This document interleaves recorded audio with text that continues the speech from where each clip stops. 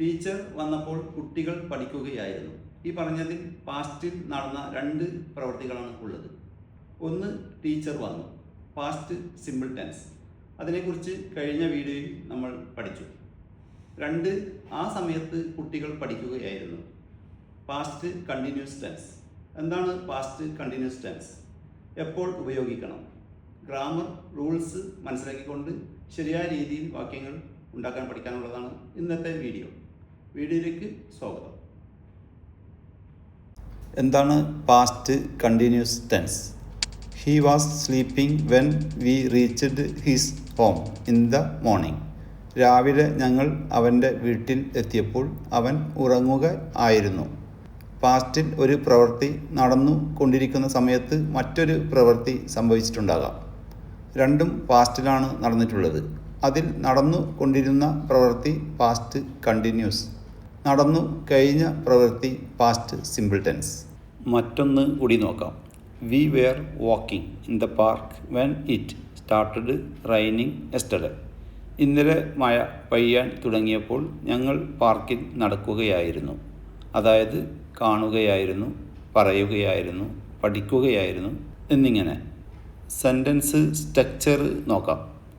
Subject we, auxiliary verb were, main verb walking, rest of the sentence in the park when it started raining yesterday. ഇതിൽ പ്രധാനമായി മനസ്സിലാക്കേണ്ട കുറച്ച് കാര്യങ്ങൾ പറയാം. ഒന്ന്, സബ്ജക്റ്റാണ് തുടക്കത്തിൽ വരാനുള്ളത്, ആസ് യൂഷ്വൽ. രണ്ട്, സബ്ജക്റ്റിന് ശേഷം ഓക്സിലറി വേർബായ വെയർ കൊടുക്കണം. മൂന്ന്, വെർബിൻ്റെ V4 ഫോമാണ് ഉപയോഗിക്കേണ്ടത്. അവസാനത്തെ 3 ലെറ്റർ ING എന്നായിരിക്കും ഉണ്ടാവാൻ.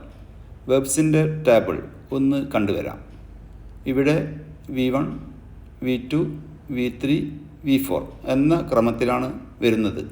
ടെൻസ് ഏതാണ് വരുന്നത് അതിന് അനുസരിച്ചു ഫോമിൽ മാറ്റം വരും. പാസ്റ്റ് കണ്ടിന്യൂസ് ടെൻസ് വരുമ്പോൾ V4 ഫോം തന്നെ ഉപയോഗിക്കണം. ഇറ്റ് സ്റ്റാർട്ടഡ് റൈനിങ് എന്നത് പാസ്റ്റ് സിമ്പിൾ ടെൻസ് ആണ്. പാസ്റ്റ് സിമ്പിൾ ടെൻസിനെ കുറിച്ച് ഞാൻ ചെയ്ത വീഡിയോ ലിങ്ക് ഡിസ്ക്രിപ്ഷനിൽ കൊടുത്തിട്ടുണ്ട്. സബ്ജക്റ്റ് വി മാത്രമല്ലാതെ മുഴുവനും കൊടുത്തുകൊണ്ട് സബ്ജക്റ്റിനെ രണ്ടായി തിരിക്കേണ്ടതുണ്ട്. യു, വി, ദേ. ഒന്നിൽ കൂടുതൽ വ്യക്തികളോ വസ്തുക്കളോ പ്രവൃത്തി ചെയ്യുമ്പോൾ അത് പ്ലൂറൽ സബ്ജക്റ്റാണ്. I, he, she, it. ഒരു വ്യക്തിയോ ഒരു വസ്തുവോ പ്രവൃത്തി ചെയ്യുമ്പോൾ അത് സിംഗുലർ സബ്ജക്റ്റാണ്.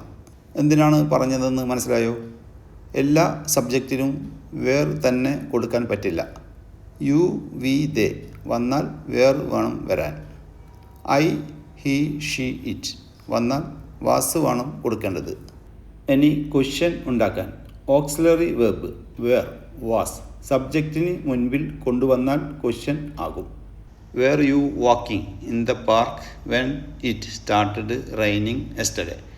ഇന്നലെ മഴ പെയ്യാൻ തുടങ്ങിയപ്പോൾ നിങ്ങൾ പാർക്കിൽ നടക്കുകയായിരുന്നോ? ഇനി നെഗറ്റീവ് ഫോമിൽ മാറ്റുമ്പോഴേക്കും ഓക്സിലറി വേർബ് വേർ, വാസ് അതിനുശേഷം നോട്ട് ചേർത്താൽ മാത്രം മതി. We were not walking in the park when it started raining yesterday. ഇന്നലെ മഴ പെയ്യാൻ തുടങ്ങിയപ്പോൾ ഞങ്ങൾ പാർക്കിൽ നടക്കുകയായിരുന്നില്ല. I was not walking in the park when it started raining yesterday. അടുത്ത വീഡിയോ പാസ്റ്റ് പെർഫെക്റ്റ് ടെൻസിനെ കുറിച്ച് മനസ്സിലാക്കാം. Thank U.